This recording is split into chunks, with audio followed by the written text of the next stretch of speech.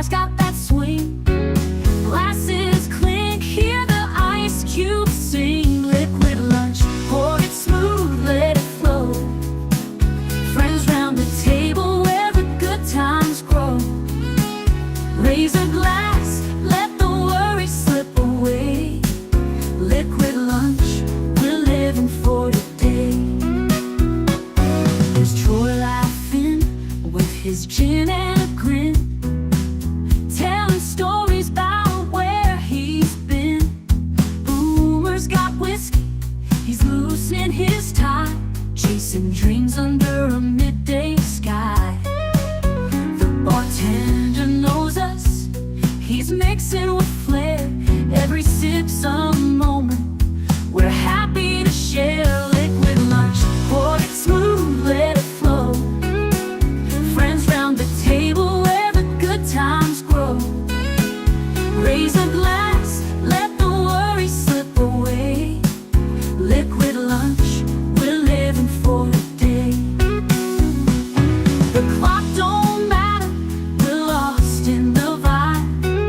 Jazz in the air, feel the soul come alive. From martinis to bourbon, we're riding the wave. Stealing this hour, it's the freedom we crave.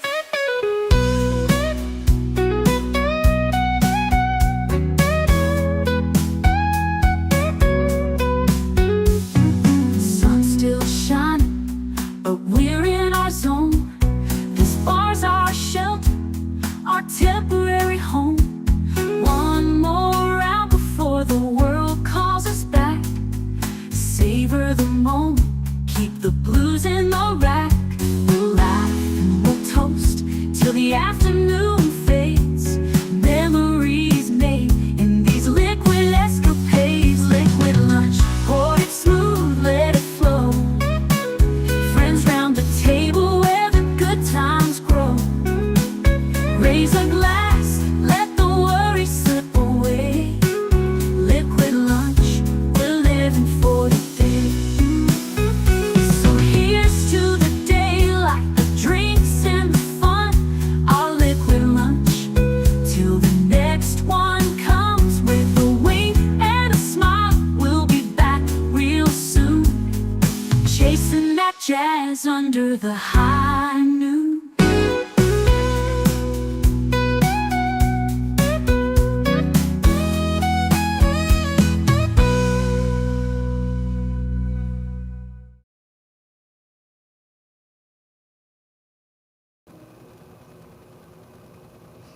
Salute and welcome. Welcome to, well, let's see, would this constitute the first quarter of the week? Anyway, happy Tuesday. We are going to get to all of your thoughts. Tuesday is the day that that I kind of open up the chat and just say, you know what? It's just going to be you and me, and you guys are going to tell me what you guys want to talk about. Of course, Netter wants to start by telling me that I'm the love of her life, which I greatly appreciate. In fact, I absolutely require to get me through. But she's what she's got on her mind is if all of you would like, share, subscribe, become a member, leave a comment, and if you are feeling so generous, give a gifty. I can't tell you how important every single one of those, and no one more than another. I'm telling you, there is no promotion on YouTube anymore. There isn't. We have to do it ourselves as a community, or the channel dies. The biggest channels, I'm starting to hear now, are receiving no algorithmical boosts in any way, shape, or form. The only chance that you have is with the likes and the shares, subscriptions, all of that kind of stuff. It needs to happen. It's like priming the pump on a well. It's so crucial now more than ever. Really do appreciate it. And I know that most of you all already know that, just like Geek Flag with Nate Knows, who's also saying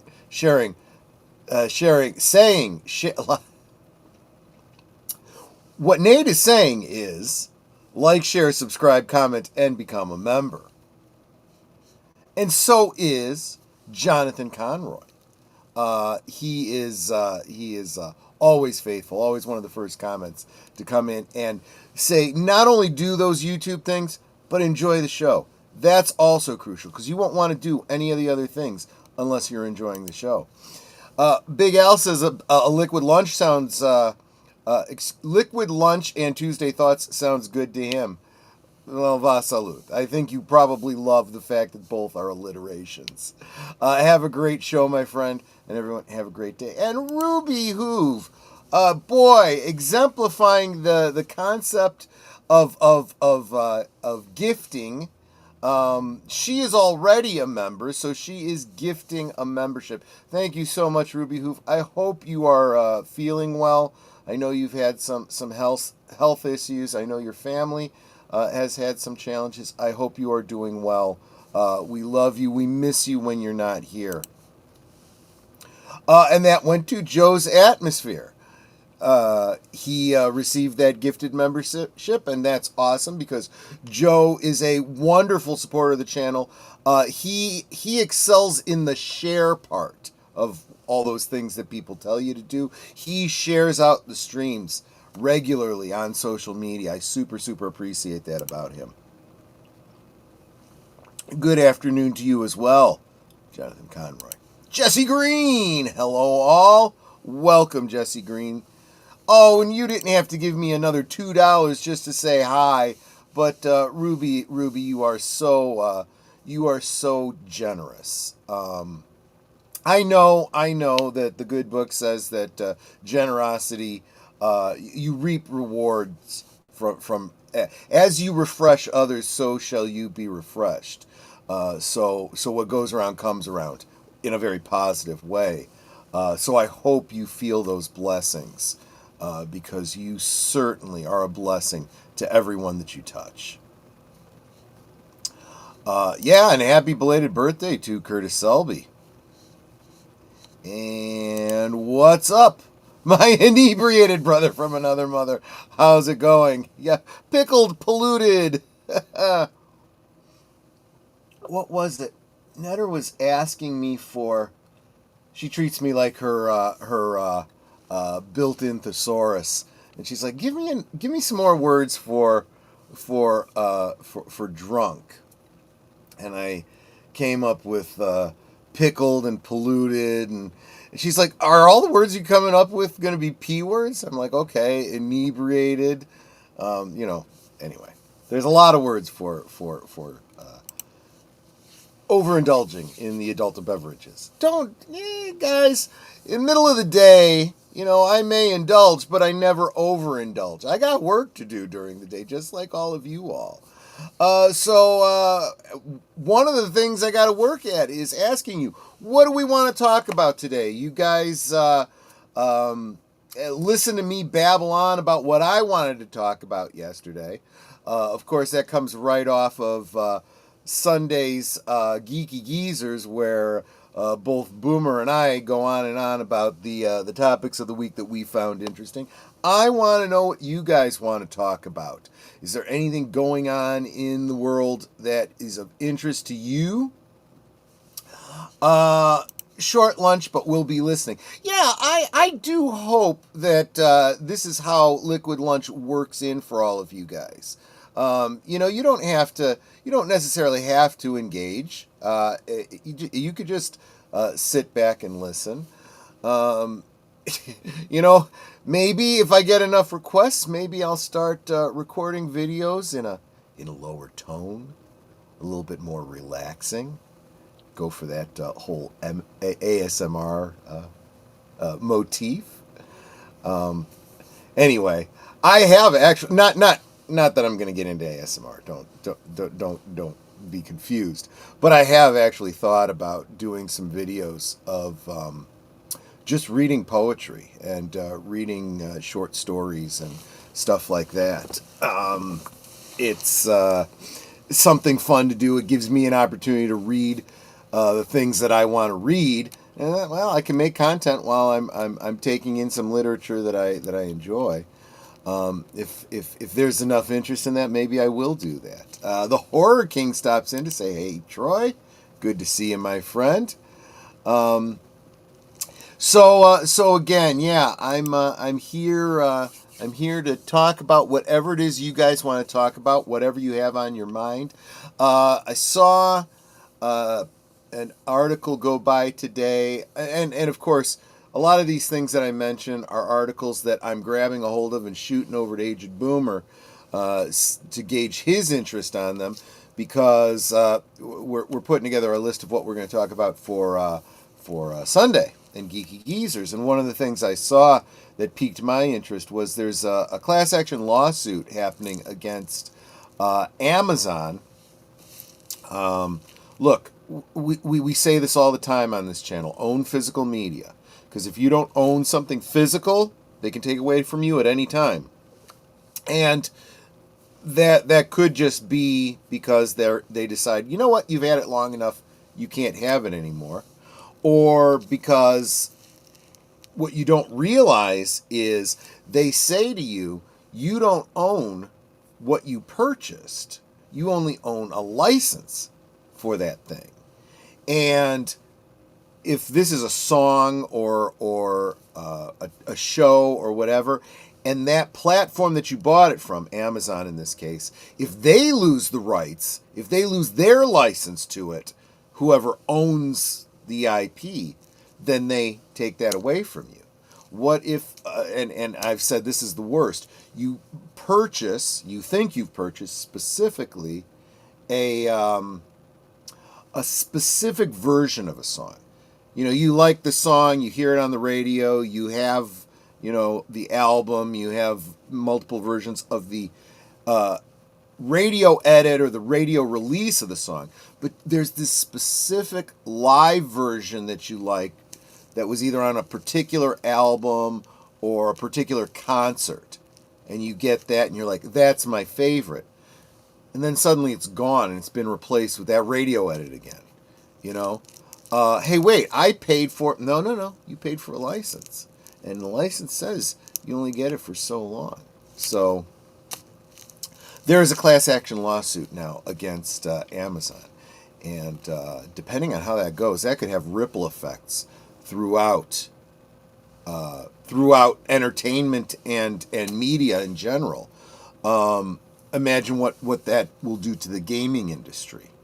Just saying. Nate says, with YouTube behaving like they have been behaving for the past few months, might be longer than that, but yeah. How long do you think it'll be before a lot of their smaller creators give up?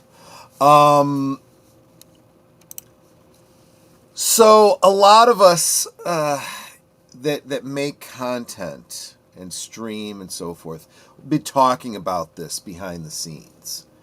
And again, it's the allegory of the cave. We have no idea.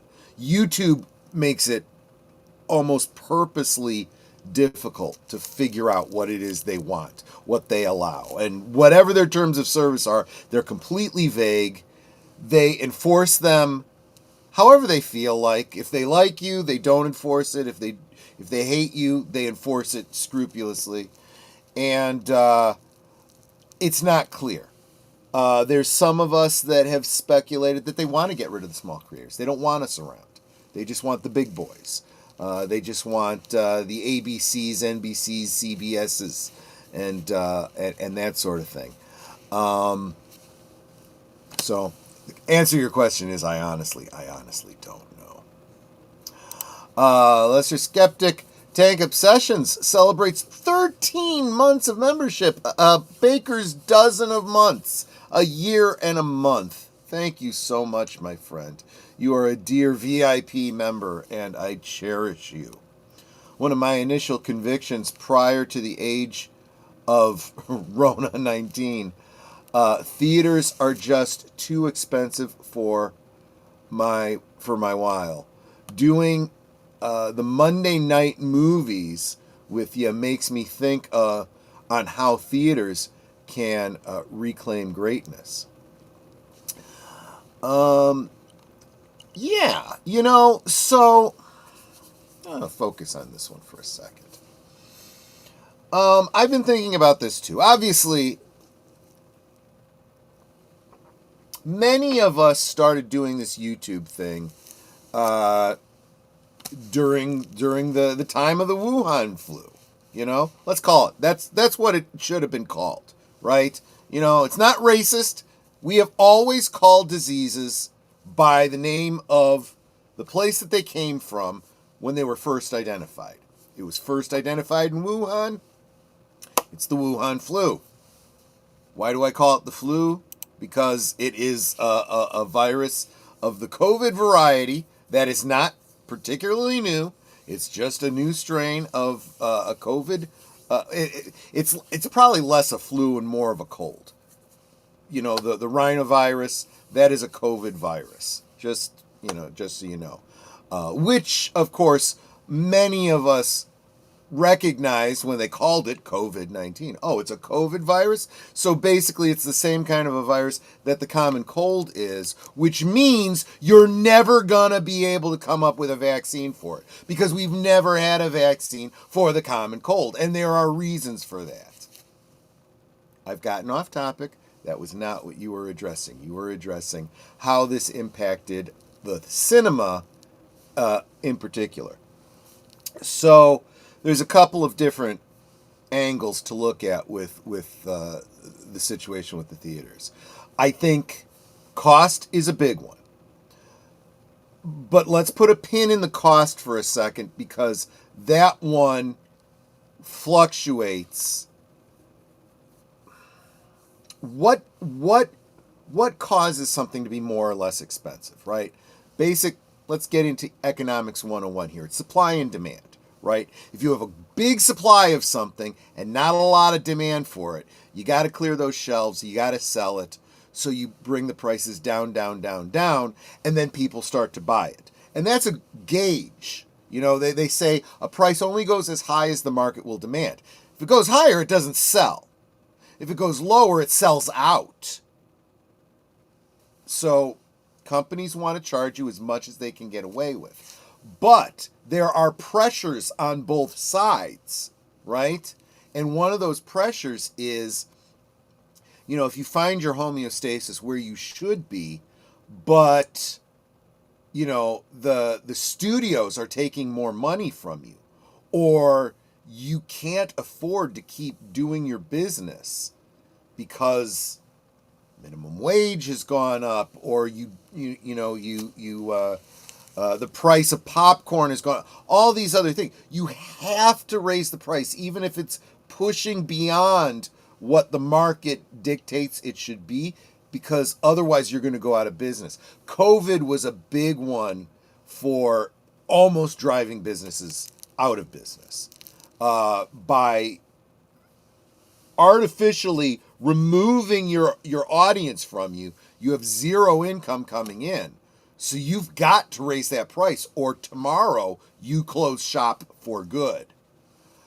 So that raised, if you want to apply the concept of the Overton window to economics, you could say it raised that. It raised, regardless of what the market can bear, it artificially has to be this high. But that does drive people away when, you know, they no longer have restrictions. They can go where they please. They go back to the theater and they're like, it got expensive. Me, my wife, 1, 2, 3 kids, their friends. No. We'll find something else to do tonight. How about putt-putt golf? Yeah, let's go do that tonight. You know, so that's a big problem. But supply and demand still comes into it. The demand still comes from, oh man, there's that Marvel movie. I really want to see it. Yeah, there's a bunch of us, but we all really, really want to see that. And we got to see that movie, so I guess I'll pay the money. That's what's missing too. There is that no demand for that film. Nobody's looking at a Disney film and going, we got to see this, and we got to see it in theaters right now. They're going, you know what? We can wait for that to come to streaming. can you wait a month or two? Because really, that's about all it is these days. We'll catch it next month. Okay, you're not missing much for now. So that's really killing the whole thing. Now, what do you miss out on by waiting for it to come to stream? If you got a big family, or you have a good relationship, the kids and the parents, it's still a pretty good experience to get together around the TV and watch a family film and then talk about it later. That's still fun. But how often are you having friends over to watch the movie? How often are you having dinner and then a movie? Yeah, that's what's really missing. Because when I used to go to the theaters, I used to go with friends. I'd get together. You know what? Let's not play D&D tonight. Let's go see. I remember one of the last ones we saw was the Blade Runner sequel. I'm like, yeah, we'll take the night off. We'll go there. So we get dinner, we go to the movie, and then maybe we hang back at someone's place and chit chat about the movie a little bit, or we talk about the movie the following week. We got this dynamic going, talking about the movie. Don't have that much anymore, and it's kind of sad. How do you get that back? I think the quality has to get there first. It's unfortunate because you have one industry dependent on another. The cinema is dependent on the studios. If the studios don't turn around and start putting out good, what we used to call blockbuster films, the cinemas are gonna die. That's just the reality. That's really just the reality. Swine flu is being racist towards pigs, but the rhinovirus being racist towards rhinos. Give me a... Well, see, it's funny because swine flu, like bird flu, is being named for the species of animal that carries it, right? Whereas the rhinovirus is not carried by rhinos. It is based on the description of it. It affects the nose. Rhino from Latin. So that's, yeah, if you want to understand the law and you want to understand medicine, it behooves you to learn some Latin. Welcome, Matthew Flynn, the Gladiator of Chaon. Have not seen you in a long time, my friend. I feel like smaller creators add flavor to the platform, but also creates more slop. Potentially true. I guess that's the other side of the coin. So yes, in a perfect world, cream rises to the top, and the slop drops, right? So, that's how it should work. Unfortunately, there's so much out there. There's a lot of really great small channels that are, how do we usually say it? We usually say criminally undersubbed, which is why we always say, if you like a channel, if you've come to my channel more than once and are not subscribed, why not? Clearly, you liked my channel enough to come back again. So maybe hit that subscribe button to help me out. It might help you out a little bit in that maybe YouTube will recommend it back to you again. But yeah, these simple things like hitting that like button, subscribing, sharing the stream. That's another thing that we used to do, right? Going back to the whole movie thing. You went and saw a movie with your folks or a buddy, and you really like that movie. You'd be telling other friends about, hey, did you see such and such? Did you see that movie Star Wars? Oh my gosh, and the lightsabers and the blasters and the ships, and people go, no, I hadn't. Hey, I'd be willing to go see it again. Let's go see it, that kind of a thing. Well, YouTube kind of needs to be the same thing. Hey, you know what? Every Friday night at 9 Central, I get together with a bunch of people online for Last Call. Yeah, like going to a bar and having drinks and talking and, chit-chatting. It's a lot of fun. You should come check it out if you feel that way, Economically, we have this treasure trove of our collections or digital purposes where we can all chip in for food and drinks. It will end up with profit as viewers, online and offline. Yeah, that's a good point. So, like you said, the Monday's members night or the Saturday movies on Big Al's and Netter's channel is a great opportunity. It's for you a free movie. I mean, I guess since we're playing our own media that we've already paid for, it's no additional cost to us. So, and we would have gotten it anyway, even if we weren't, doing the YouTube thing. So it's, basically free. So it is a free movie. And I have mentioned that to people too. If you're tuning in to the Saturday streams for the movies or a Monday's members night, look, if you're a member on my channel and I'm playing a movie, you don't have to send your family out of the room and tell them they can't watch because they're not members. You take, the Cosme, you put it up on your big screen, get your family in there, and feel free to watch with me. Heck, to be honest with you, you don't even need to click into the members stream unless you just need to get that Cosme link or whatever. You could just put the movie up and watch it with your family. Just like Monday Night at the Movies, which was, the old CBS, that was my whole inspiration for that. That's a good free family night, right? Films with friends, someone should use that title. Yeah, exactly. That's fun. Films with friends, exactly. That was Big Al's whole. Well, he came up with it before the rest of us did. So that was his baby. We're kind of the imitators. Also, I think that to be. Let me see. I think that to be studios are way too public about their politics. So this kind of speaks to business in general. And it's another core principle of business. You try to be all things to all people, right? Now, you're not going to please all the people all the time, but don't go out of your way to alienate whole groups of people, right? So you start a coffee shop, right? You're going to sell coffee. You're going to expand your offerings to maybe include hot chocolates and teas, maybe some other drinks, right? But you're not going to get all the people that walk by your shop because not all of them want to sit and have a drink. And not everyone likes coffee. Not everyone likes tea, hot chocolate. Okay, fine. It's not your thing.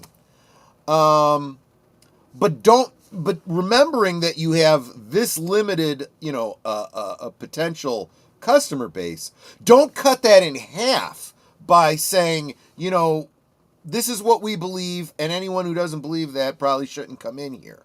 Now, some people overtly say that. Others don't say it overtly, but strongly imply it. Maybe shut up about anything but coffee, okay? Is what I'm saying. And it's the same thing with these studios. Was it Michael Jordan? I might be misattributing this, but it was some famous person who had a brand who asked how he felt about, I don't remember if it was white people or conservatives or whatever, using his product. He's like, their money's green as anyone else's, It's a great attitude to have, if you want to be successful, that is. Spend a lot of money to be indoctrinated into whatever the studio or movie makers or actors believe. It's true. It's absolutely true. And they know it, and that's clearly their intent. But I think on a subconscious level, I think everyone knows it too. Why is that? Because we know what we go looking for. We're looking to program ourselves. when we choose movies that we want to see? What is it that we're always saying? I want to be inspired by the hero story. I want to just laugh and forget my troubles for a while. I want to just feel good about a good story that cheers me up, right? These things wire your brain in a very positive way, and you know that. You know that instinctually, right? Which is why we are so frustrated with what they're trying to program us against the grain to what they want. One of the reasons there is no urgency to watch movies in theaters is because there isn't any new. How many times can one see the same superhero movie again and again, reskinned? That is why Dune worked. That is by the way, Yo Joe, good to see you, my friend. That is a great point. I would temper that slightly, though, because, as Proverbs tell us, there is nothing new under heaven. Essentially, every hero story is the hero's journey, right? Joseph Campbell has kind of already broken that down for us. And sometimes we just want the hero's journey told to us in a different way. So, for example, last night, the members watched with me, the members that could make it, watched with me The Princess Bride, which is literally a film about a grandfather telling a story to his grandson who's sick. And he tells him he basically starts out by giving him the book as a Christmas present. He unwraps a book, goes, yeah, this was a book that I read to your father whenever he was sick, and now I'm going to read it to you. And there's the underlying story there is a little bit of connection to the past, connection with his family, a little bit of family tradition. But throughout it, you get the dichotomy of the kid who's like, I don't want to hear the kissing stuff. I don't want any of that. Is this a love story? I don't want a love story. When the grandfather's teaching him the basics of literature, all of that stuff is important, and you're gonna not mind so much. And literally, you see by the end of the story, he actually does. He gets to the end, the happy ending, and the hero's about to kiss the girl. And he's like, yeah, I'll just stop there. You don't want any of the kissing stuff. And the kid literally says to him, Grandpa, I don't think I mind so much. Literally, by the end of the story, he got to that point. But it's all the same story, right? And you could even take The Princess Bride and point out, this is the hero, receives the call, the running away, the call to action. I forget all the stages, right?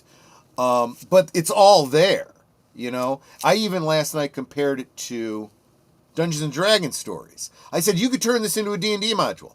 This is this, and this is this, and this leads to that, and this is the quest, and this is the goal. But, he failed his saving throw. He lost consciousness. Now he's being tortured. He's got to escape. His friend's got to, all this kind of stuff.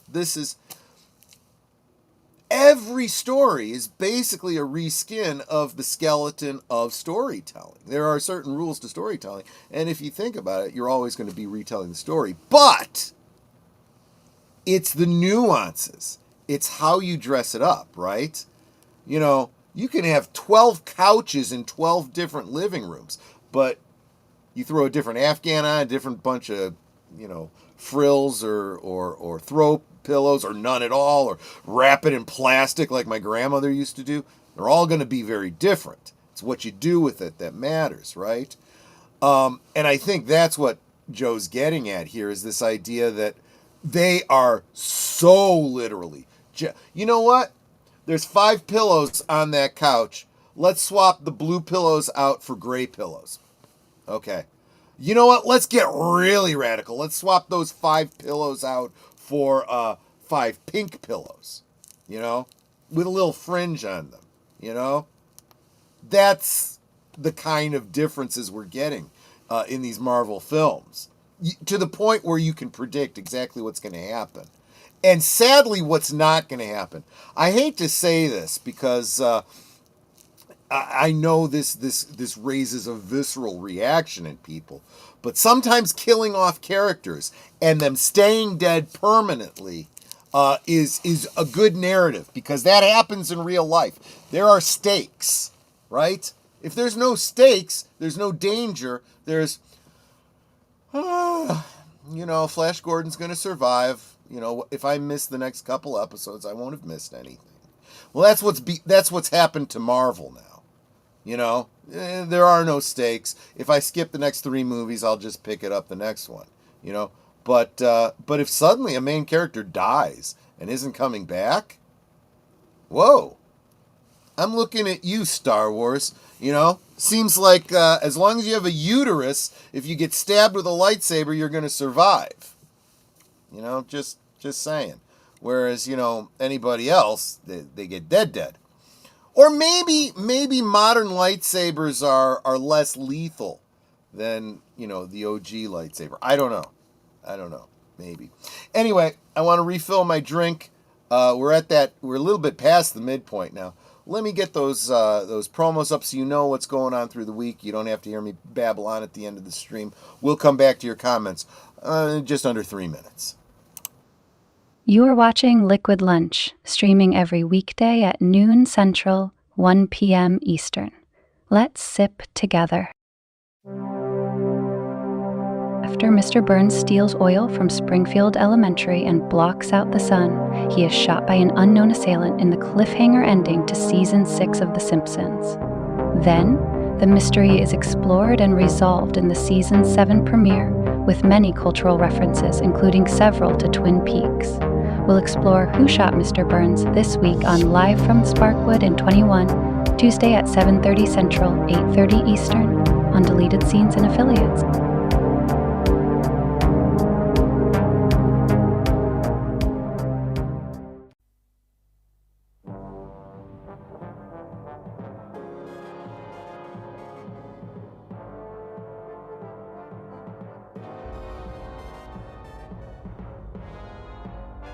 With her main drive unit damaged beyond repair, the Scorpio and the crew will be stranded on the base, unless they can find a replacement. Dr. Plaxton and her drive prototype provide a dream solution, except there's one problem. She's working for the Space Rats. Can the crew obtain a new star drive? Next time on Last Call Presents Blake 7, Tuesday at 10 p.m. Central, 11 Eastern. This week on Netters Network, we're celebrating a channel that just hit the milestone of YouTube monetization. We'll sit down and chat with Corey of Wilky's Movies and Music and give you a chance to subscribe and maybe become a member. All this and more.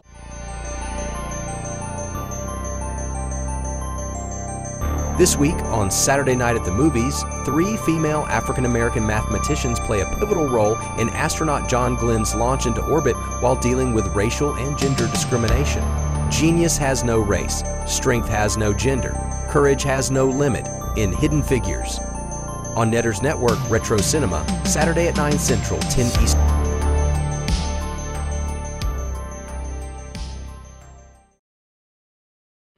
Every Sunday evening, Aged Boomer and Papa Pacelli bring you the rundown of the week's geek news, or at least what they think is interesting.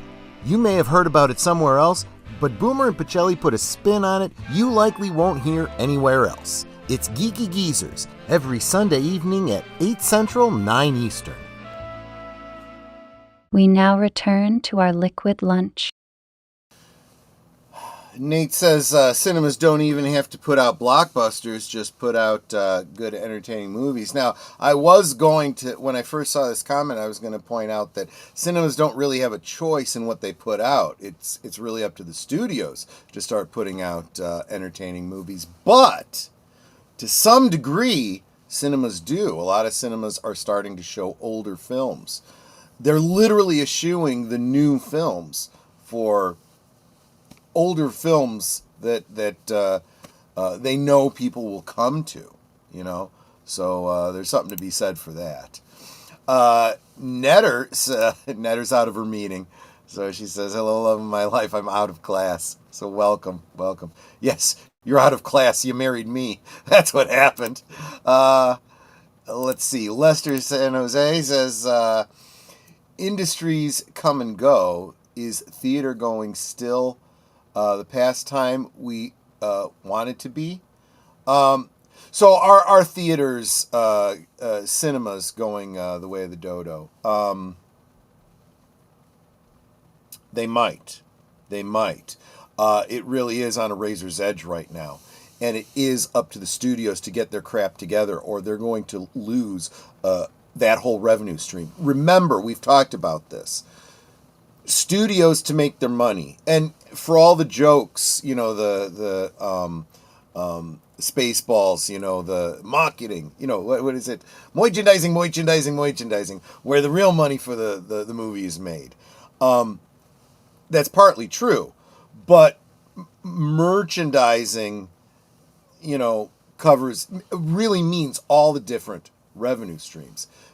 You make your money first when it's released in the theater, whether it's overseas or whether it's, domestically, and they get, depending on the studio, they get about half of that ticket sale, right? So when you hear, it made, $100 million, yeah, that's great. The studio got 50 million of it. The rest went to the cinema.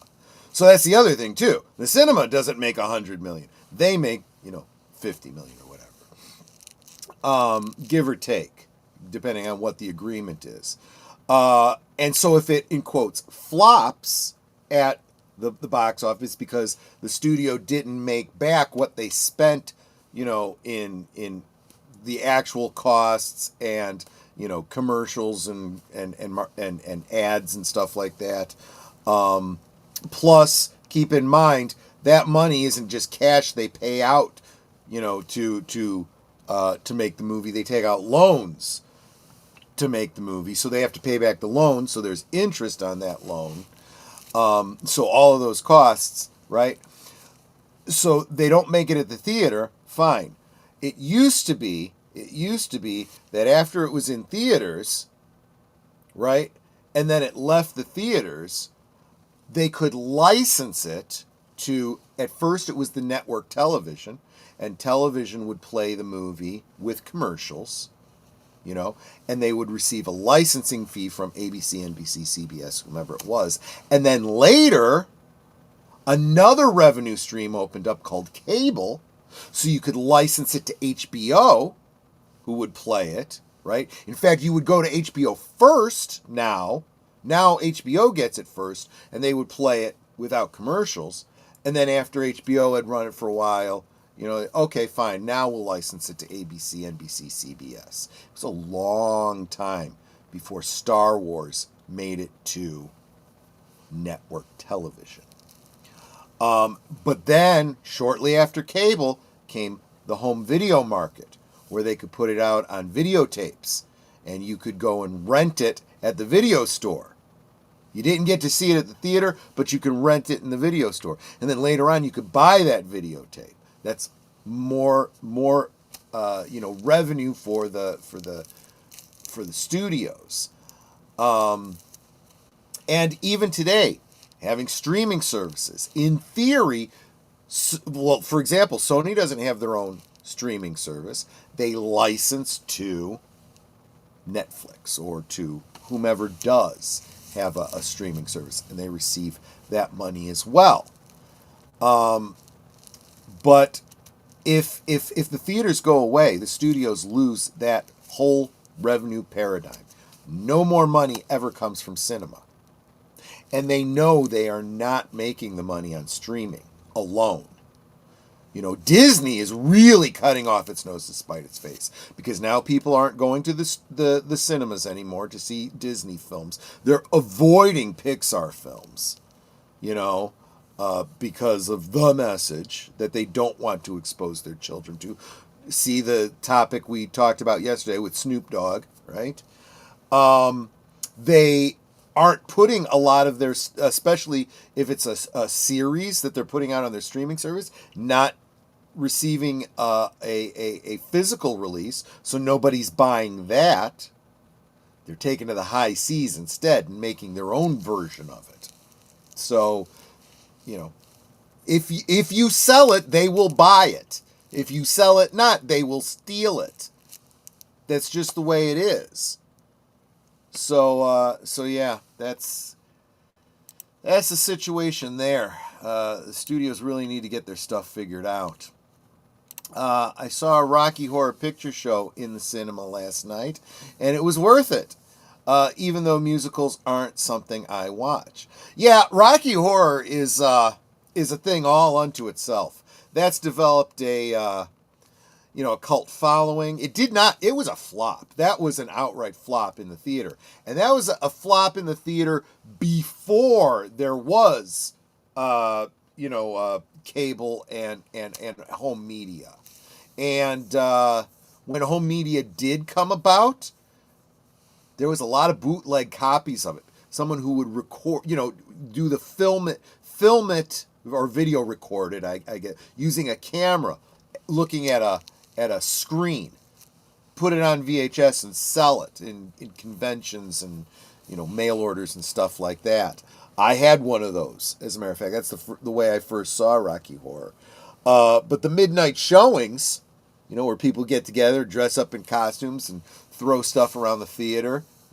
This whole thing about, what is it, chicken zombie or whatever, it's zombie jockey or chicken whatever it was from the Minecraft movie. That wasn't new. That was just, they didn't realize they'd created a new kid-friendly Rocky Horror that they some theaters tried to pivot into. So yeah, there's movies. So again, you talk about reskinning a movie, right? We don't want to see the same movie over and over again. If it's a good enough movie, you absolutely do want to see it over and over and over again. Every week, Saturday at midnight with your friends and alcohol and dry toast, for throwing around the theater, not necessarily free. I mean, you could eat it if you want, if that's your thing, if you're Elwood Blues or whatever. But I'm just saying, but in that case, then, don't change it. If someone wants to watch it over and over and over again, don't change it. Make as much money off of it as you can. Put out the upscale re-release anniversary edition with interviews with the surviving cast. Put out action figures and tribute albums and all kinds of things. License it like crazy. Merchandising. Because as soon as you reboot it or remake it or do a sequel to it, there is a sequel to Rocky Horror. Nobody likes it. I also just found out that Jaws is back in the cinema for a 50th anniversary in my hometown, but it's only on Saturday at 8:30 p.m. and Sunday 5:30 p.m. Yeah, there you go. That's it's like appointment viewing, right? You want your audience to come then, see it all together. Get the experience of it. I'll bet you probably get some good reactions, right? Even though everyone knows it's coming, they've seen it 1,000 times. That's part of the fun when you're in a group like that, I was chatting with parishioners during our church brunch, having observed one of the teens reading Dune. One of the elder statesmen hated the David Lynch iteration, preferred the 2021 edition. I can understand that. I think that the Lynch films, excuse me, let me take that back. All the different interpretations of Dune, and there's more than those too. There's also the miniseries from Sci-Fi, which was also really good in its own way. And I think most fans of the books will look at these different ones and like different things about them. Even if you don't like the David Lynch version overall, I'll bet if you're a Dune fan, you're going to find things about the Lynch version you're going to like. In fact, it's very clear that Denis Villeneuve was inspired by the Lynch version because of elements that he added to his that are clearly Lynchian, that weren't overtly directly from any other interpretation of the books. But yeah, something like Dune is, pun intended here, variety is the spice of life, and the spice must flow. So I think that a classic book like that is so unique, that reads differently to different people,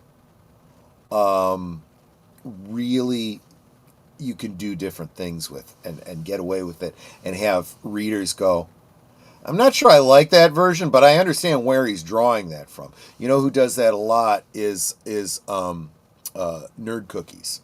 Nerd Cookies does some great analysis that's exactly like that. So there you go with that. I think I've been making content on this platform for about 13, 14 years by now, although not consistent. Yeah, consistency is absolutely key. My channel had a huge growth spurt when I started getting consistent. Now it's plateaued big time. I can't get more consistent. I got to change things up a bit. I've got to find some ways to really get things happening there. Damn lightsabers made in China. Well, you know, in that case, you know, a lightsaber made in China might not turn on when you need it to. It might not stay activated in the middle of a battle. And it's probably giving off some kind of radiation that's killing you, and you don't realize it. You know, just saying. But, yeah.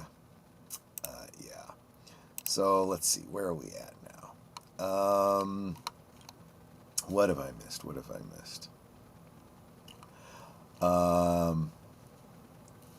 Wow, I missed a lot while I was on those comments. Jeez, bear with me here. I'm going to read a lot of these without commenting because we don't have a lot of time, and I want to get your thoughts out there. Nobody wants mystery among the celebrities. I think I opined how accessible they became with social media. It hurts and helps based on trends more hurting. Yeah, exactly. Think about this. Someone like, let's compare two starlets. Let's compare Rachel Zegler to, and I just said I wasn't going to comment, right? But you guys get me going. Rachel Zegler and Sydney Sweeney, right? Both are probably equally accessible online, but Rachel Zegler spends all of her time opining about politics and her opinions and her feelings and her angst, right? And that's annoying to most everyone, right? Where Sydney Sweeney doesn't talk a lot about her personal life. She's not hiding it, but she's talking about, you know, what she's working on, what she's interested in, what fun she's having. There's, you know, video of her going to the gun range and just being a badass. Bing, bing, bing, bing, bing. You know, she's really good. Yes, there was the ad of her, you know, working, you know, under the hood of a car, but there's also footage of her actually working on cars because she does know how to work on cars. She rebuilt her own sports car. So, you know, that's the kind of content. Wow. She's a famous star and she gets her hands dirty, you know, working on a car. And she enjoys it. How cool is that, you know? Saw a Rocky Horror Picture Show in the cinema last night. Oh, yep, you had said that. All right, I'd read that. Jaws. Chatted with parishioners. Yeah, I'm sorry, I'm going through some of the same ones. Let me get back to it. The MCU have screwed themselves up so bad that they shouldn't have been trying to continue after Avengers. They should have completely focused on X-Men and tell the story. I don't think they even know what they're doing. What they should have done was backed off and said, let's not focus on any big story arcs now. Let's build a story arc, but right now let's just build our universe. Let's just tell individual stories about individual superheroes. They don't have to directly interconnect. Build the lore for the fan base, and then we'll start peppering in here and there. Because that's kind of how comics work. You're reading your Spider-Man comics. It's, a few small arcs within his own story about him and his villains and his supporting cast. And then after a year or two, suddenly he'll cross over with something else briefly. And you'll get interested in that, and you'll start looking into it, and you'll find out that there's this villain character that's been touching many of the different, and it's leading up to something, and that's when you have your big crossover. But that's too much like Storycraft, you don't see that much anymore. That is saying a lot when theaters show older films. Yeah, it says the older films are more in demand. Labless Eyes, hail, good to see you. Good afternoon to you as well. I think the Avengers did not have to die. They could have still made X-Men movies and worked around them. Yeah, that's absolutely true.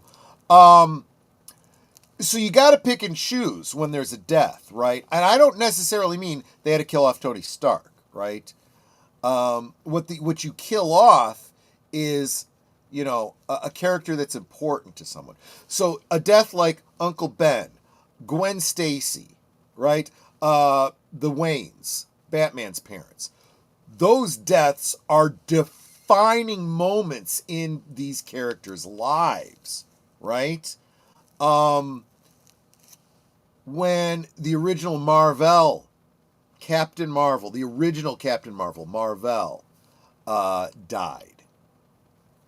That was huge because he was a major beloved character. And everyone was like, well, he's going to come back, right? He never comes back, That's a big deal. That's a big deal. But you got to pick and choose. There's a right time and a wrong time to kill off a character. They could have focused on the mutants going forward, with them interacting with the Avengers.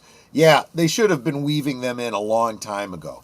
They waited way too long. They've had access to these characters for a long time, and they've sat on them and done nothing with them. They didn't think it through. And then they said, oh, you know what we'll just do? Multiverse. It's that slop that the Gladiator of Chaon was talking about a minute ago. But yeah, if it's broke, don't fix it. Absolutely true. Welcome to Deleted Scenes. Salute. Guys saying hi to each other. And Jenny from another planet. Good to see you. Good to see you. Thank you so much for stopping by. I am wrapping up. I'm actually running a little late, so I should probably get you guys back to your work days. I want to thank you guys so much. This show, Tuesday Thoughts, was all about you. I'm glad that I was able to get through the comments because, let's face it, you guys are the show on Tuesday. I want to make sure that we're talking about the things you want to talk about. It'll also, it also gives me, brain fuel going into the week to decide where I go from here. Tomorrow is WTF Wednesday, so there's probably going to be something I'll be getting a little ranty about. Tonight, of course, please join me on Live from Sparkwood and 21 on Deleted Scenes and all of his affiliates as we view... of course, we're always talking directly or indirectly about Twin Peaks. We're going to watch another show that was inspired partly by Twin Peaks, the two-part